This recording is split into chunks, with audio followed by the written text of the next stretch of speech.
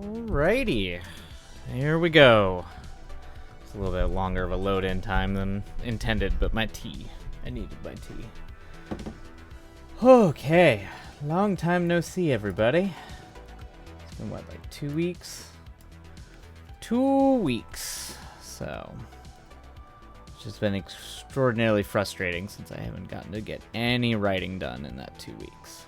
So, hopefully, it'll be a productive day. But anyway, hope everybody is doing well. It's good to be back. Try to get in the swing of things here.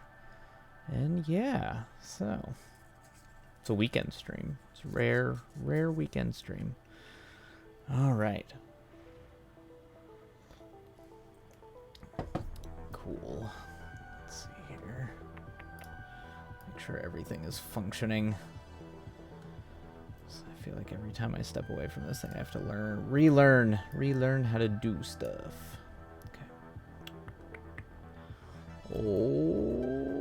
Okay, cool. All right, I think we're good to go. So I am going to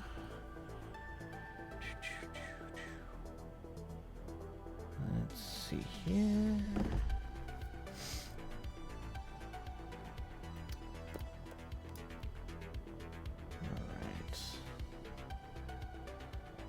Move over to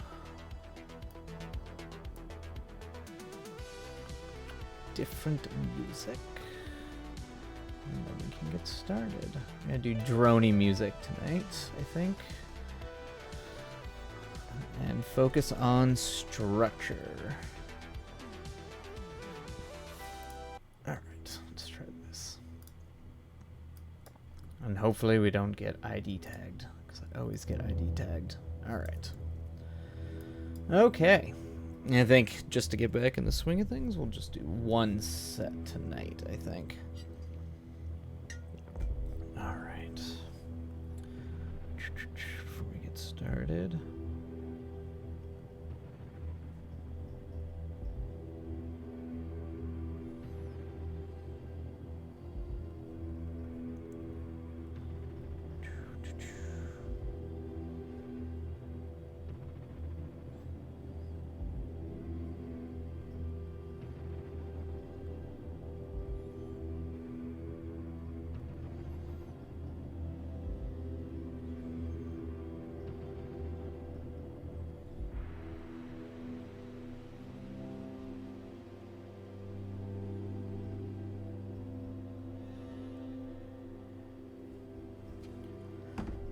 Right. Apasoria! You did not receive a notification, but I am here lurking. I figured as much.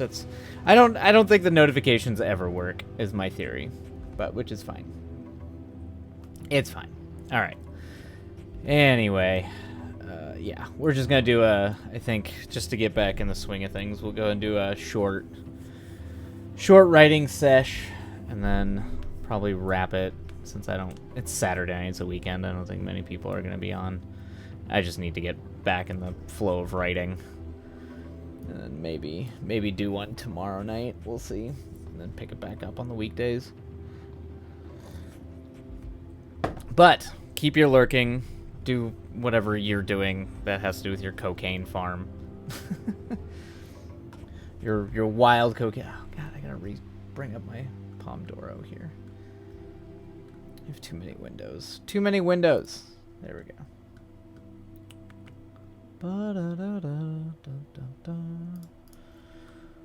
Add my Pomodoro.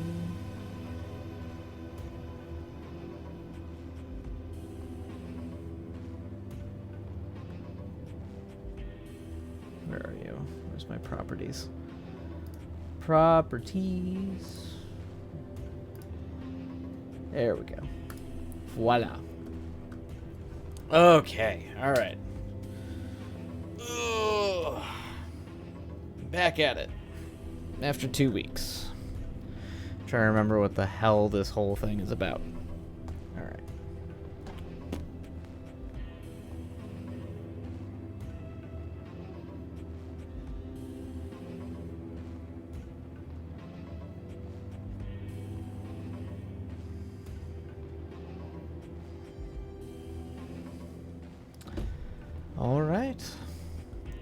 Let's go ahead and get the ball rolling. And away we go. Riding sprint run. Let's go.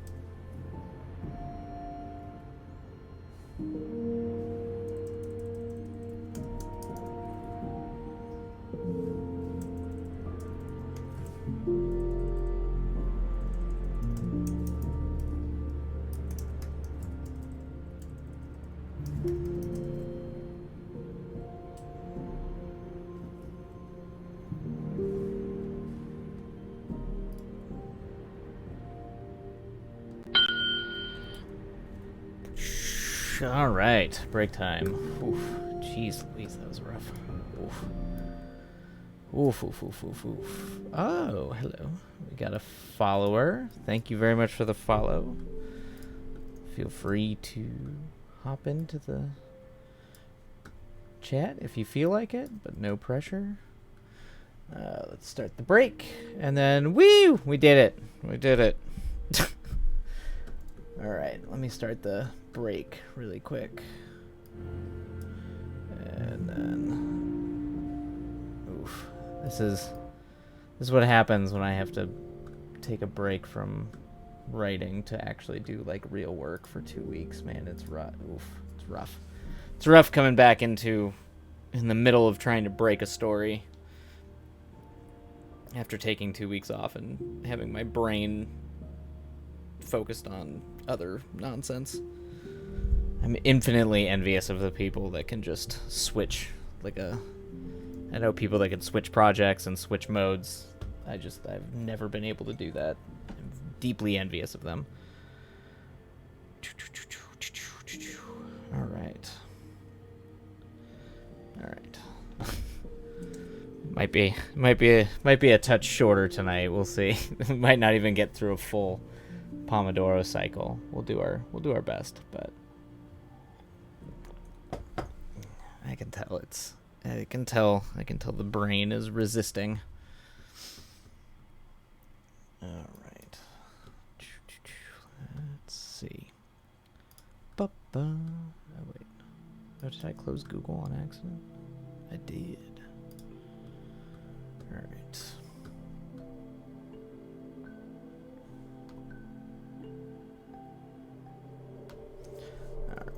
Let's look up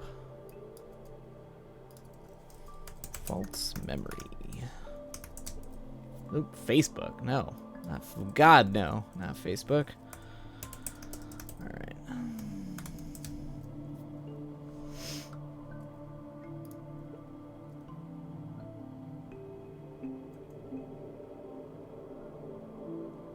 Oh ho.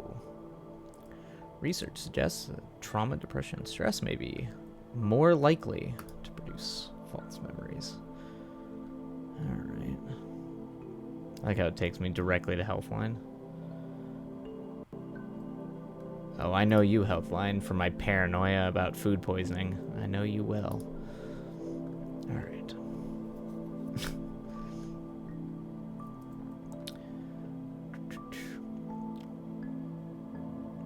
False memories and psychopathology. Associative activation.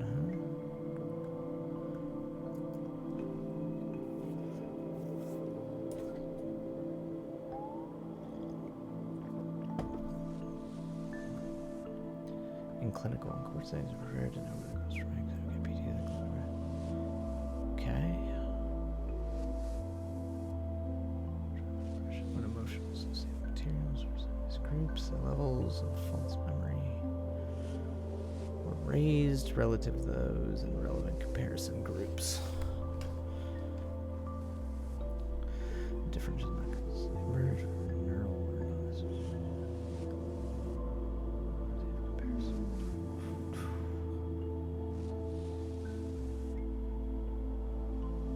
interesting.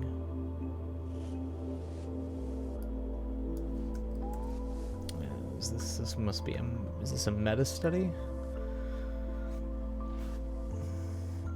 I'm assuming if it's a review of other studies, it's a meta study.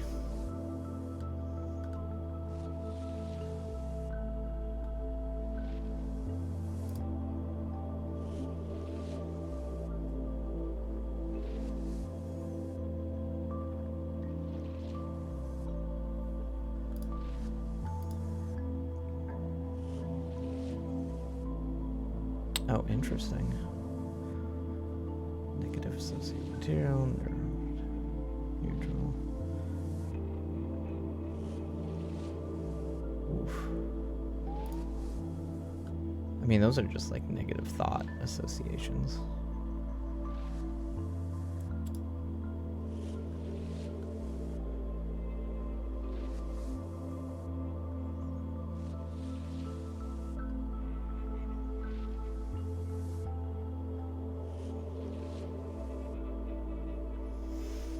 God, that's I mean, that's deeply horrifying.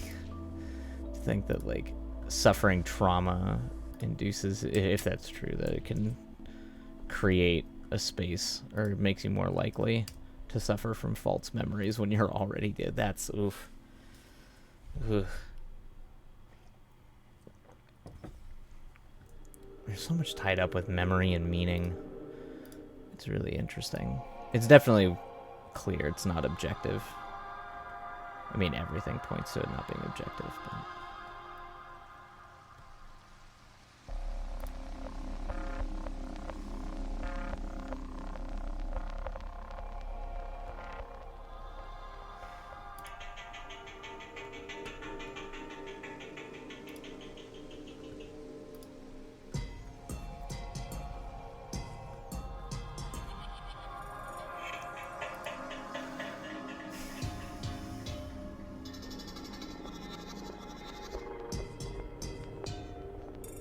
Intrusive memories? Is that just another way of calling it false memories?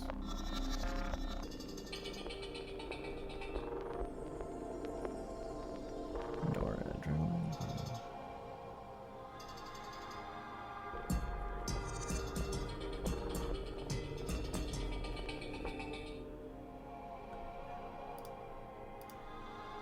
What do we call it now? Intrusive memories.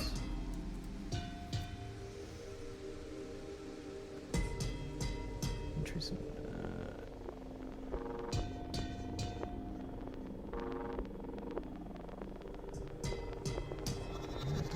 Based impressions that intrude.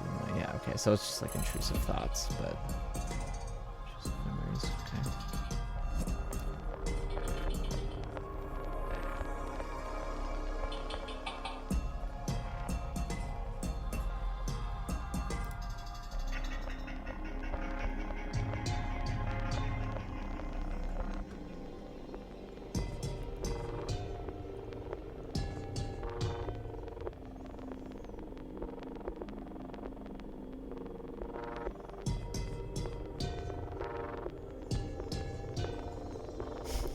Can someone put a false memory in your head? Some Blade Runner stuff going on here, or like Kiyoshi Kurosawa's Cure. I guess that's more just hypnotizing people to perform terrible things, but...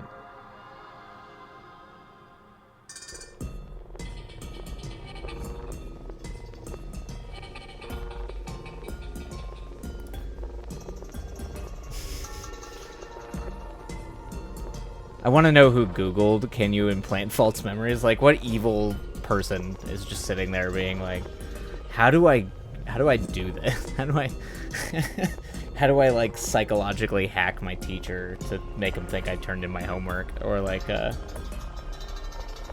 don't know. I feel like that's like if supervillains had Google.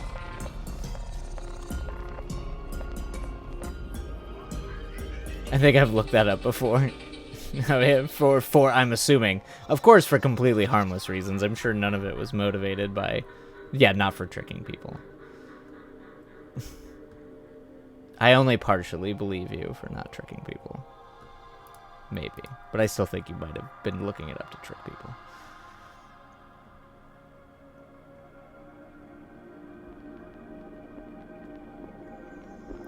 Yeah, that's in. Yeah, that's yeah.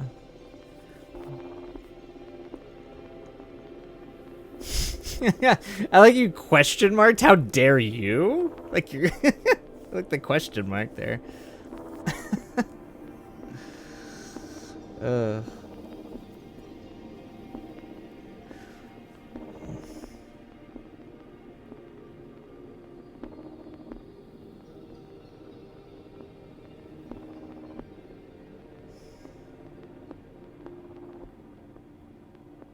You don't understand the audacity.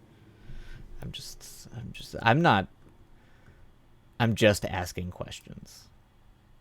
Apresoria, just asking questions. That's it. It's just, hey, it's innocent. I'm just asking questions. I'm just saying, what if? I wouldn't be surprised. That's terrible. That's terrible. That's how I could never work as like one of those like terrible like news hosts. I don't know. I don't have a good enough like poker face, like dumbfounded, like, why would you think that I was implying anything?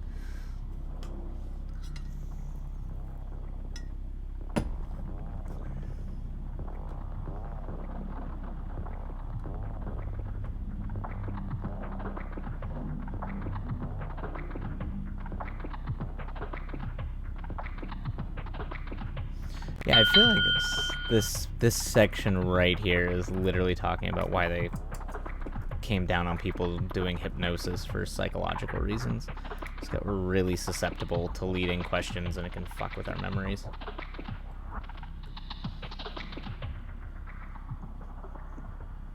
Where's my research? There we go. Okay. All right. Let's see if things get a little easier on take 2 on the second one. All right. That's not surprising. Not surprising indeed. All right. Number two. Ugh, if this is going to get any easier, I'm not even going to make it to a full round. I'm just going to wind up doing like 3 and just going home and crying. All right. Okay. All right. Writing sprint number 2. Let's do it. And away we go. It's symbolic home. Symbolic home. I am home, but the symbolic home. All right, off we go.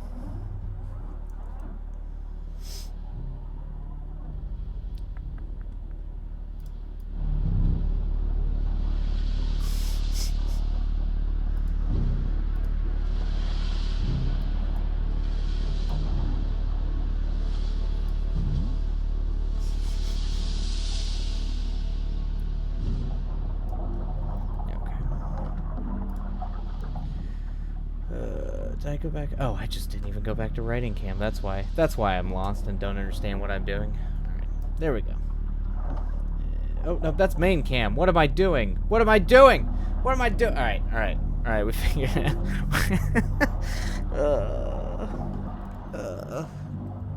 out.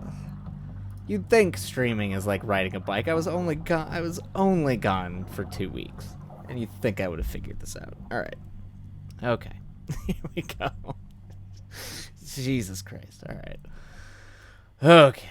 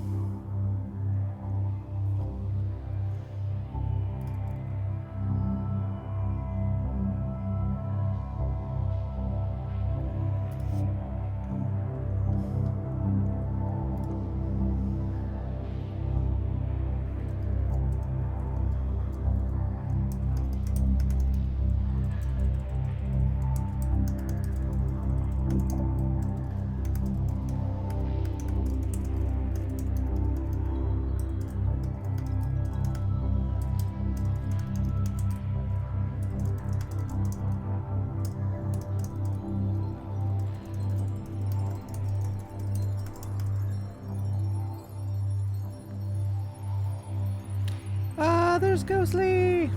Hello, Ghostly. We're in the middle of a writing sprint right now, but it's good to see you. Trying to get back in the swing of things after finally sitting down to write after 2 weeks of terrible, boring work. That's fine. Don't worry about it. We'll be here. We'll still be here when the timer is up.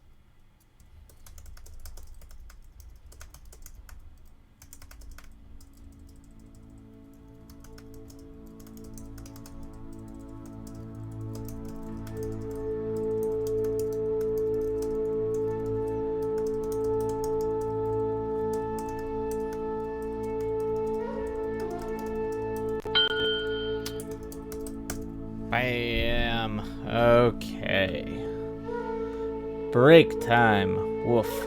Alright. Get the music down. Woo! Alright, boy.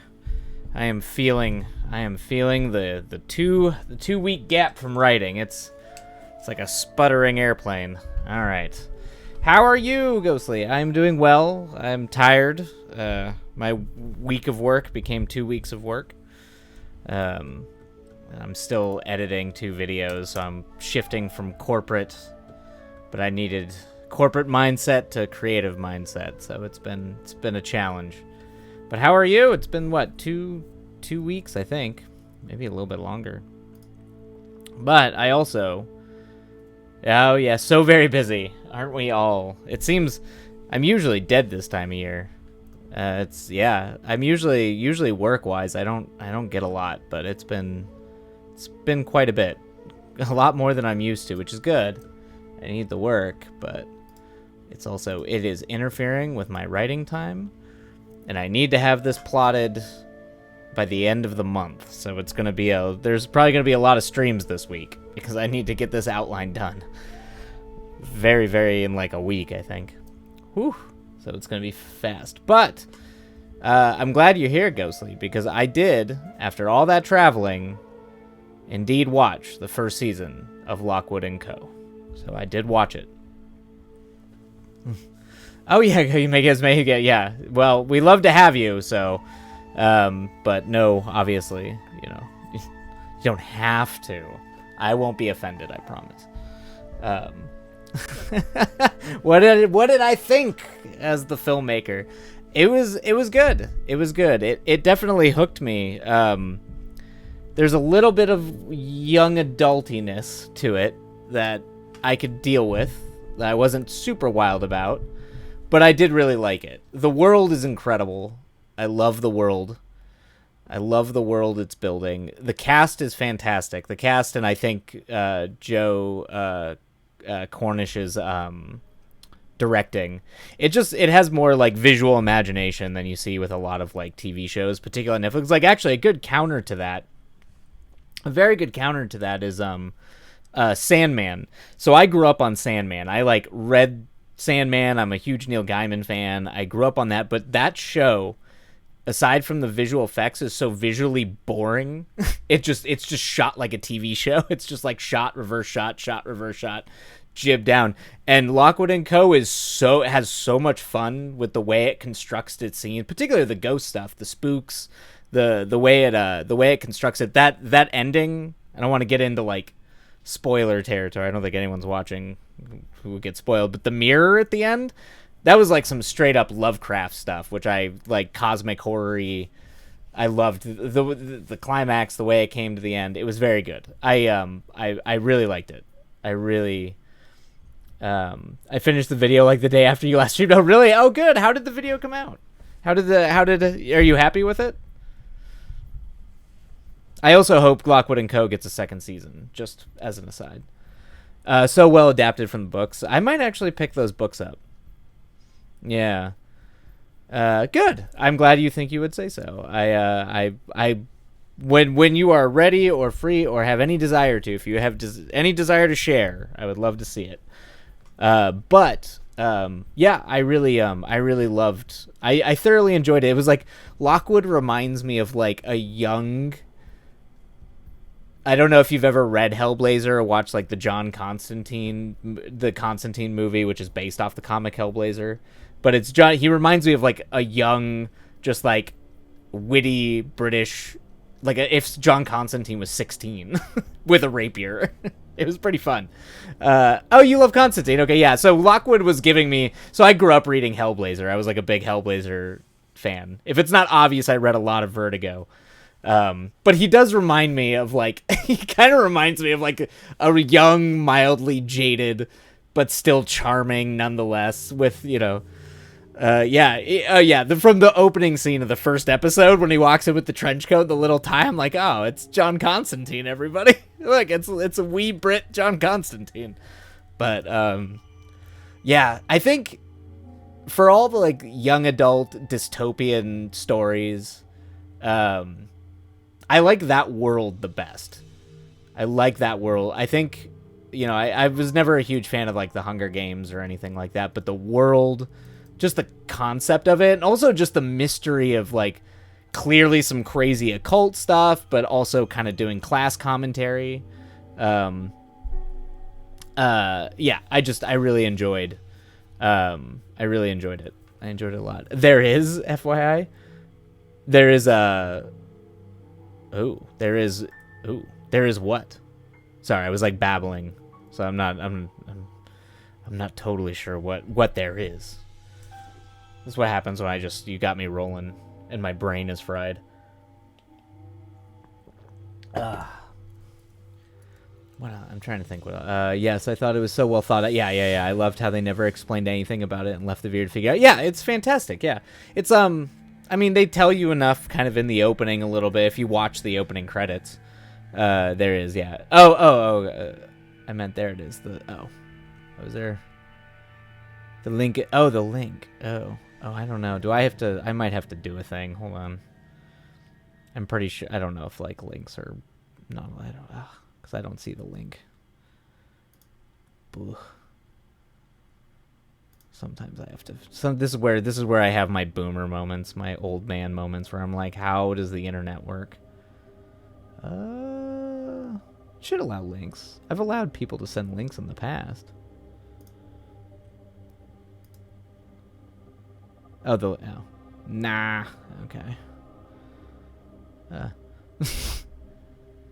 I don't get.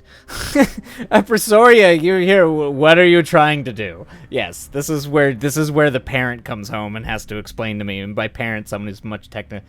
I think they were trying to share a link. I'm not sure though. If they are trying to, it's happened in the past, but I don't know for whatever reason the link. Because I know that sometimes the chat won't allow you to like share links.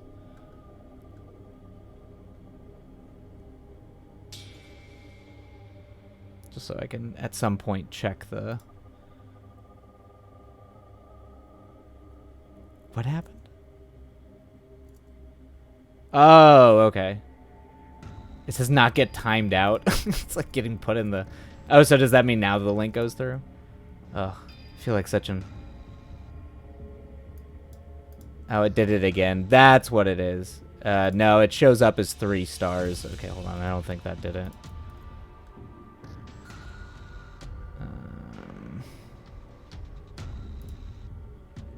No, that didn't work. Oh, I thought Moobot. No, hold on. I don't think that works. This is what happens.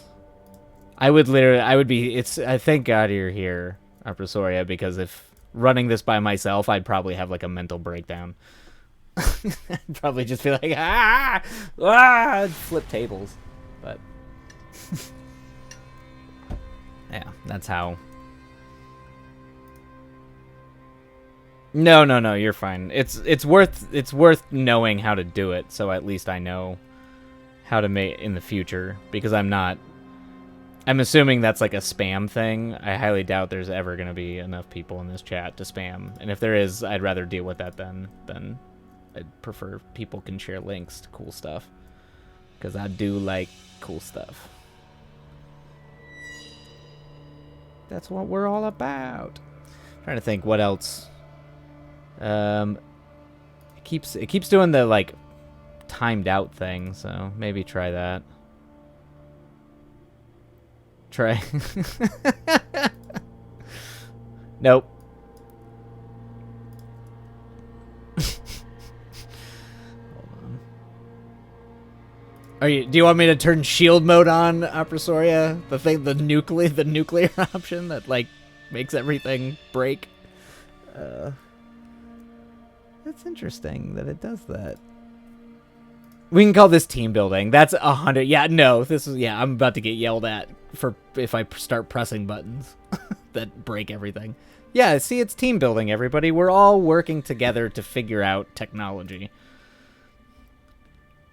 That's the big thing, right? That's the how do we technology? Us writer folk.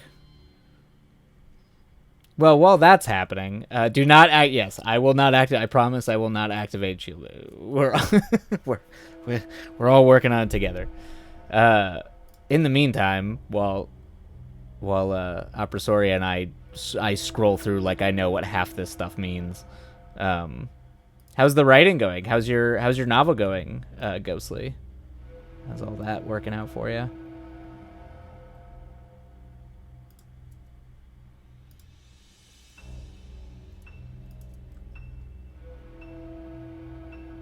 How does that? None of this makes sense.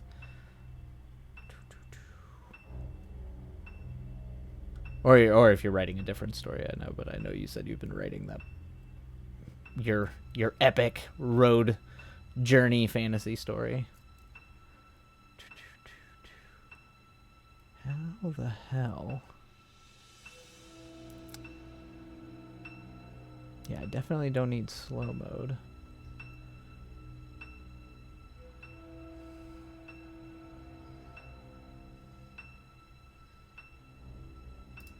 Hopefully this is not a thing that only I can do. It's going a little better. Got some decent work done, but I'm taking a break to write a random low-effort short story because of how great. Yeah, I mean your word count is insane on that. So it is a tome. It is a Joyce. It's Ulysses. It's Moby Dick. You know, you're not playing around with that one. So I can, yeah. I probably should have been working on the short. If I wasn't on a time deadline to have this outline done by the end of the week, I probably would have been working on my short film instead of this, just to kind of get back into the vibe of writing. Because I can definitely I don't know about you, but when I have to step away from writing, usually like for 2 weeks, it just wrecks me. It takes me like almost a few days to kind of get back into it. It's rough. Ugh. Yesterday was opening night, and I had show nights tonight, tomorrow, and next Friday. Oh wow! So you've got all kinds of shows. What do you? What's the play? Is it? That's a lot. Is it? Are you doing like a production of another play, or did someone like write a play? It's called Robin Hood the Musical. Oh man, it's a musical. I've never been in a musical, and that is because they knew I couldn't sing. It's from the 90s. Okay, yeah, yep. All my stage time, I only did it in high school, and yeah, I only did it in high school. And then I moved on to doing film stuff in college, but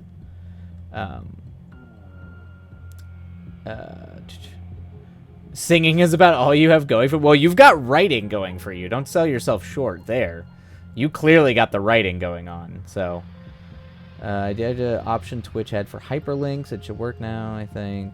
I deactivated MoveOut's thing too, just in case. Okay. So the link, in theory, should work now.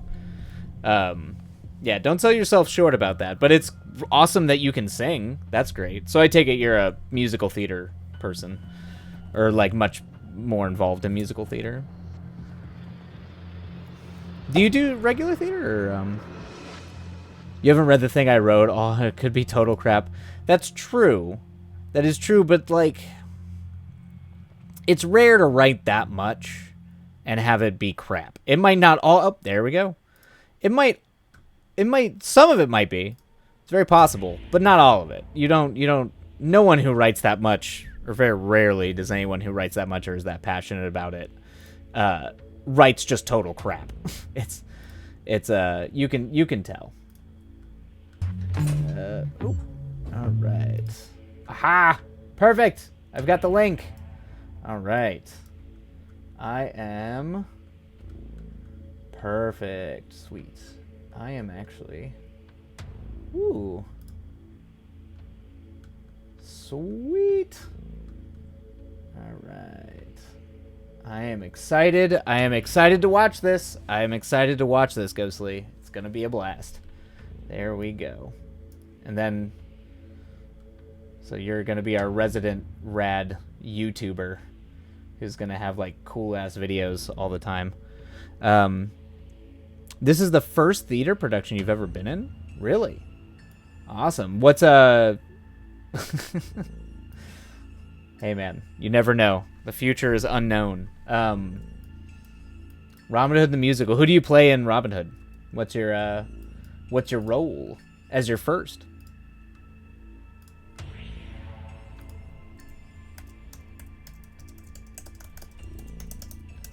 I'm actually looking that up. Who did the musical adaptation of Robin Hood? Let's see.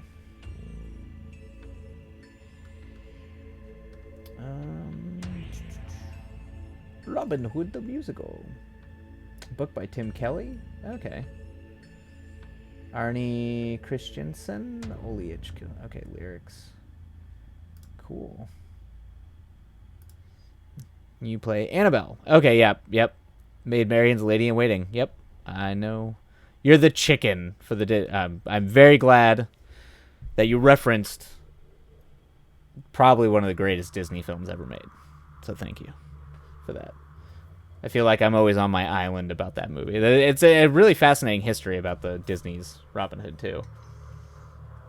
It's definitely their most, like, kind of anti-authoritarian Disney movie. It's really interesting. But I love that movie. But yep, I know the character. Cool. That's not a bad, that was my only frame of reference for Robin Hood. There's not, I mean, I grew up in the 90s, so I grew up when, like, I grew up with two things. I grew up with Robin Hood Men in Tights by Mel Brooks. That came out when I was really young. I saw that in the theater. Also was, like, started my obsession with Carrie Elwes.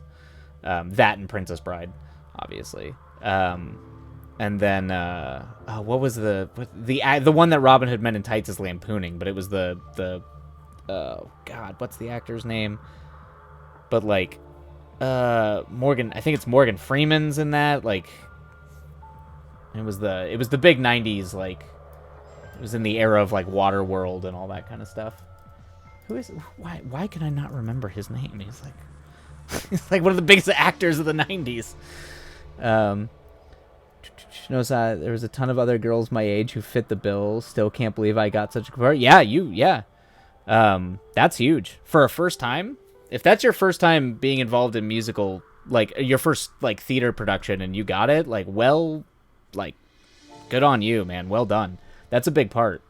It's a really big part. I think my freshman year in high school was my first main stage show. And I think I was in one scene. It was a play called Epic Proportions, which was a kind of a comedy about like old Griffith era Hollywood. And yeah, I think I played like some film guy. So nice. Men in Tights, but I can't imagine Robin Hood as anything other about Fox. Yeah, I mean, I grew up on it. Yeah, fitting. It was a fitting first show for sure. It was definitely had to wait for my more like meaty parts until I got older, my junior and senior year of high school. Yeah, it's definitely fitting. Robin Hood Men in Tights is Robin Hood, the Disney Robin Hood is great. And it's funny because that's from the dark age of Disney. That's the era of Disney that nobody talks about, where like Disney was like falling behind. That was like where other animation companies were doing better than Disney, and Disney was like that was kind of what gave rise to eventually like the Don Bluth animated movies. But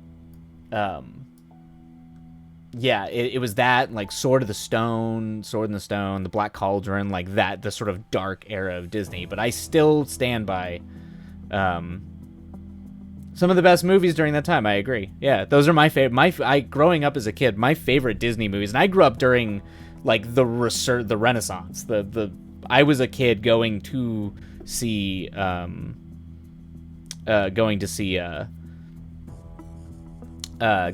like the like Aladdin, Lion King, like the Renaissance of Disney movies, but I still preferred like Fox and the Hound, which was really dark for a Disney movie, and like obviously Robin Hood, Sword in the Stone. You never liked Disney, but I love those movies. Yeah. I feel like they don't have the commercialized Disney stink on them. I agree.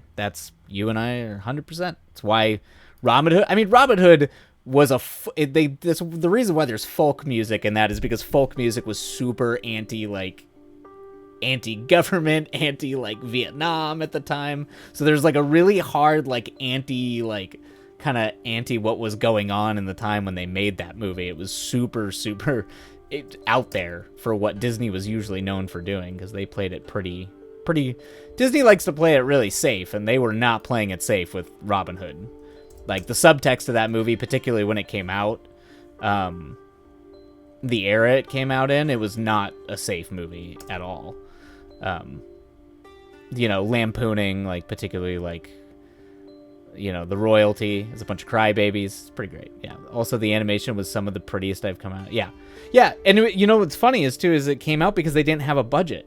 They didn't have anything remotely close to what they had in the early days of Disney with like Cinderella and like Snow White and all that kind of stuff. So they had to get really creative with how they were able to animate it.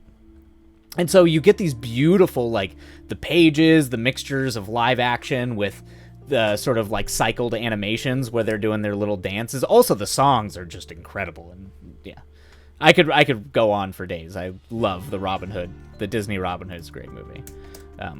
But of course, growing up as a kid in the 90s, I was much more into Don Bluth, like the Don Bluth stuff, like Land Before Time and all that kind of stuff. Than I was, or Fievel, An American Tail, Fievel Goes West. Those are like the ones I really liked. All the stuff that Spielberg backed. Yeah, Land Before Time. Land Before Time is legit. Don Bluth is probably one of the greats when it comes to like being a visual animated filmmaker. Like Don Bluth is up there, in my opinion, with like you hit your dinosaur phase hard. I mean, all kids. It's like I went to go see Jurassic Park in the theater. I hit my dinosaur, like the world. Spielberg had primed my dinosaur phase. I was so into dinosaurs. I was really obsessed with the Loch Ness Monster when I was a kid. I always wanted to go to Scotland just for the Loch Ness Monster. And it wasn't because it was a monster. It was because I knew from the pictures that it was a Leopleurodon. I was like, I know what that is. I was really into dinosaurs. So, anyway. Yeah. The first job you wanted to be was an archaeologist. That was my third. I wanted to be a train conductor. Then I wanted to be a grave digger. And then I wanted to be an archaeologist. And that's probably largely because of Indiana Jones. But I also like dinosaurs. I wonder if that's like a phase with most kids. Yeah, I'm a moody, weird kid, okay? Like, my birthday's Halloween, let's be fair. I kind of grew up, that was later in my life. I was a morbid, weird, little, moody kid. I don't know. I was really into graveyards for a while when I was very young, so. Hey, more power to you if that was later in your life. And the nice thing, late adolescence was my gravedigger phase. Okay, so you were definitely in like the gothy, yeah, the kind of like pseudo goth angst phase. That works. Yeah, that checks out. Yeah, I can see that. Yeah, it's good times. Good times were had by all. The nice thing is that's always a retirement plan, as long as you're physically capable. If everything else goes to shit and that's kind of what you're doing, you can always go back and be a gravedigger. Although it like lacks like Edgar Allan Poe vibes, 100%. Yeah. Even though it's like you'd expect Edgar Allan Poe to be like a gravedigger, like that makes sense. You wanted to be a character in Frankenstein? Oh man. Oh God! I don't know if I ever wanted that. I could see that. I mean, who would you want to be? Do you just want to be in that world, or did you want to be like okay, that's different. Okay, Young Frankenstein's incredible. Yes, yeah, classic Young Frankenstein, probably one of the greatest comedies ever made. Yes, the vibes were good. I was like, Mary Shelley's Frankenstein is horrifying. Is 100% horrifying. There was a really good D&D joke, actually. A D&D joke about Frankenstein that I always that I always thought was funny. Or it's not even really a D&D joke. It's just about the definition distinction between wisdom and intelligence. Where intelligence is knowing that Frankenstein, it's Frankenstein's monster, and wisdom is knowing that Frankenstein was the monster. Yeah, I always thought that was a fun little thing. Black and white horror atmosphere. Oh man, if you like black and white horror, that's my jam. Depending on how artsy fartsy you're down to get with it. There's I mean, some of the best horror films ever made were black and white horror films. If you're into like actual spooky horror films, some great Ingmar Bergman horror films. Hour of the Wolf, it's a great film. The Spiral Staircase. That's is that like an old 40s? I don't know if I've seen that. Yeah, that's an old 40s one, right? Yeah. Oh, okay. Yeah. He was in that. Directed by Robert Sodmak. Ooh. Okay. I don't think I've actually seen this. Okay. Oh, no. Nothing good ever comes out. All right, there we go. The filmmaking was great, but terrible at the same time. Yeah. There was a lot of 40s. Oh, it's free on YouTube? Nice. Okay. Oh, I wonder if it's a part of, like, the genre. There's a whole genre collective of a lot of these old movies that haven't been, like, buried by studios. Psychological horror film starring Dorothy McGuire, George Brent, Ethel Barrymore. Okay.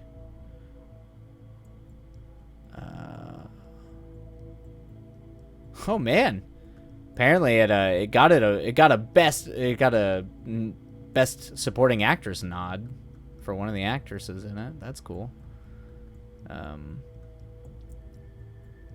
Oh, is this an old RKO movie? Yeah, okay.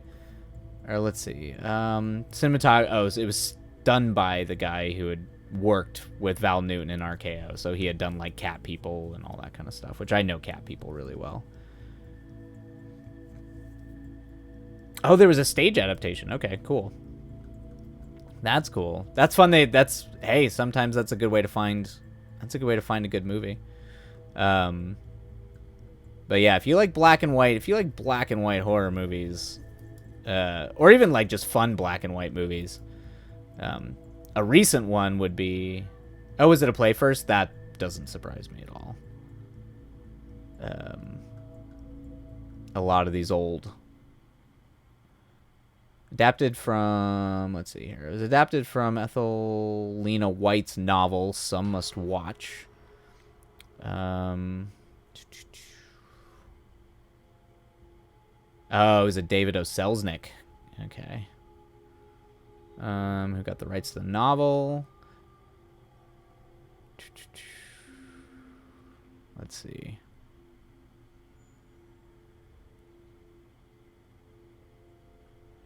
Let's see. Adapted 3 times. Yeah, that's a lot. Check that out. That's pretty cool. Okay, I'm gonna take a look at that. I'll watch that. I can definitely go for some old black and white horror, but there's a lot of good ones. There's Vampire by Carl Theodor Dreyer. That's a silent movie. That's before sound even. So I would do that. And then yeah. A more recent black and white horror movie that's fantastic. It's not even a horror movie. It's more just a psychological movie. Is The Lighthouse by Robert Eggers. But that's just because I love Robert Eggers. The dude's a genius. Well, yeah, Hitchcock's great. Hitchcock is one of the all-time bests of all time. For sure. For sure. I mean, Psycho was game-changing, but so was The Birds. But more recently, I've been watching more of his just straight thriller movies like Vertigo and Rope. A lot of those they're kind of more interesting in a lot of ways. Yeah, Psycho, it's a good watch. I can promise you that it's like, in terms of, if you're like sensitive to certain types of horror, it's shocking, but it's not compared to what goes on nowadays in movies. Nothing's compared to that. And the shower scene is pretty pretty famous. Visually pretty cool, too. But also, interestingly enough, Psycho shares a lot with Scream, the first Scream movie, in a lot of ways, if you think about it.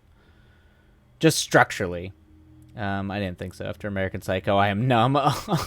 That's American Psycho is a really intense movie. Yeah, I still feel bad. It's such a good movie. I feel bad that you went in on that blind. That's oof. That's rough, man. It's such a great movie, but yeah, you have to prepare yourself for a movie like that. It's way too rough, particularly with violence against women. It's a rough movie. And I have a hard time stomaching particularly violence against women, but you can't go into that blind. It's too much. Too much. Yeah, there's some, well, I mean, yeah, there's a particular scene in Vampire's Kiss that's bad. That's, yes, it's real bad. So, yeah, you definitely should get if there's a movie you want to watch, you should at least have someone let you know if there's going to be like severe violence, particularly violence against women. I would widely be considered a prude in most cases, so it's all the worse. Yeah. For movies like that, it definitely is. So, definitely. I don't know if, yeah. I mean, you can define your. I really should at this point, but it seems like I never learn. Yeah. It's just, you kind of gotta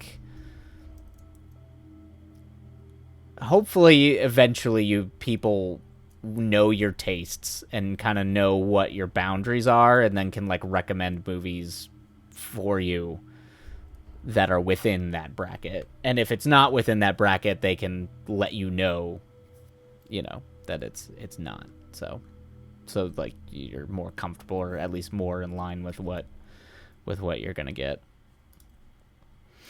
Because I've done that. I've known people where, I'll just skip scenes and be like, this is what happens in this scene, and skip it if it's too much for people. Because sometimes there are great movies out there, but sometimes there's scenes that just people can't handle. And it's okay. That's okay. I don't ask people about movies. I just find things and watch them and have regrets later. Oh, man, yeah. So, yeah, you play with fire. And be very careful with that, because you will find movies that are far worse out there than American Psycho or Vampire's Kiss. There was a whole period where I when I was in college where I was like, I'm gonna see how deep I can go down the rabbit hole. Oh yeah, and some of them are great films. Some of them are fantastic films, but they are rough to watch. I didn't even know such a thing existed. Oh yes. Oh yeah. Yeah, there's a lot worse out there than American Psycho. A lot worse. So, if there is a movie you just find and think about watching, maybe ask someone about it or Google it. depending on what you're watching.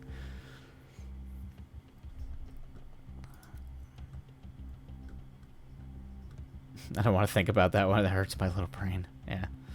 Yeah. I don't have a stomach for it like I used to. But I definitely used to go down the rabbit hole, man. There are some wild movies. Infamous movies in some cases. Particularly in old exploitation cinema in the 70s and the 60s. The Grindhouse stuff.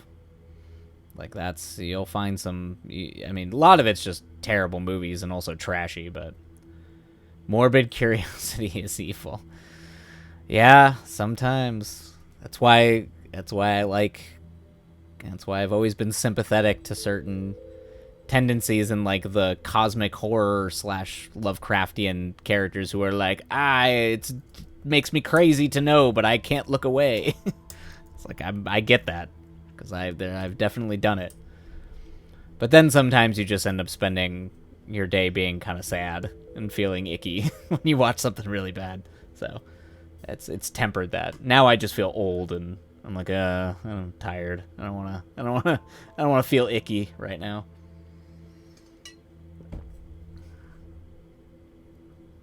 All right. I know about that one where it was about those guys going into like the Congo or something and straight up massacring animals. Oh, okay. You're talking about Cannibal Holocaust. Yeah, they Cannibal Holocaust is it's infamous because it was like one of those first schlock horror films, but it's they do, yeah. I've watched it, and I don't think I ever was able. They don't massacre a bunch of animals, but they do kill. They very specifically kill a sea turtle or like a river turtle in that movie, and they document like killing it, like cutting it open and all that kind of stuff. And I can't watch. I have to skip that scene. Um, yeah, I have a tortoise. His name's Arthur. He's out on my balcony. He's not a turtle, but he's a tortoise. So I like my turtles. They're your favorite animal? Yeah, yeah. I love tortoises and turtles. They're very sweet. And by sweet I mean like grumpy asshole reptiles, but I find them charming. Yeah. Yeah. But all the other stuff in that movie is fake. It's all designed to schlock and make you think that it was real. That you could these all these things are being murdered. These cannibals are eating these students alive and all that kind of stuff. And that's all fake. But the turtle is real, and that's a bummer. There's another movie that does that, although I think it's a good I don't think Cannibal Holocaust is a good movie at all. It's a terrible movie. But there's a movie I really like that I think is a great movie called Wake in Fright. That's just kind of this surreal trip of a movie. It's not even a particularly violent movie. About this guy in the Australian Australian outback, and he's just trying to get back to Sydney to like have a weekend with his girlfriend because he's a teacher out in the just out in the desert, out in the outback, and like he just gets like drugged into this insane nightmare world for a weekend. And the like Dark Night of the Soul climaxes, they actually filmed a real kangaroo hunt, because back in the day they used to do kangaroo hunts to like keep their populations in check in Australia. And they film a live kangaroo hunt, and that's yeah. So I love that movie. It's a great film, but I skip the kangaroo hunt scene because it's just too much.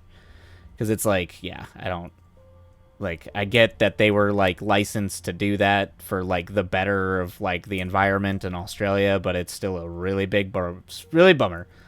Oh yeah, sorry. You've got me chatting on movies. All right, that's true though. We should do one more sprint before signing off for the evening, I think. So we'll do one more sprint, and that'll take me to about 10:30 my time, 10:40 my time. But as always, Ghostly, see, it's because you're fun to talk to. That's why. So let's go ahead and do our last sprint for the evening. Maybe talking about movies gets the juices flowing again. We can get some stuff done. All right, everybody. Last riding sprint, and away we go.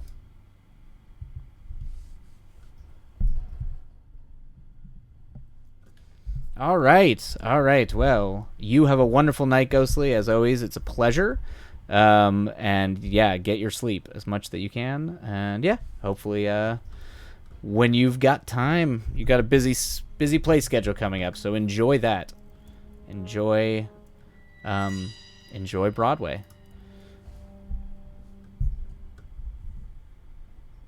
All right. All right. Break a leg.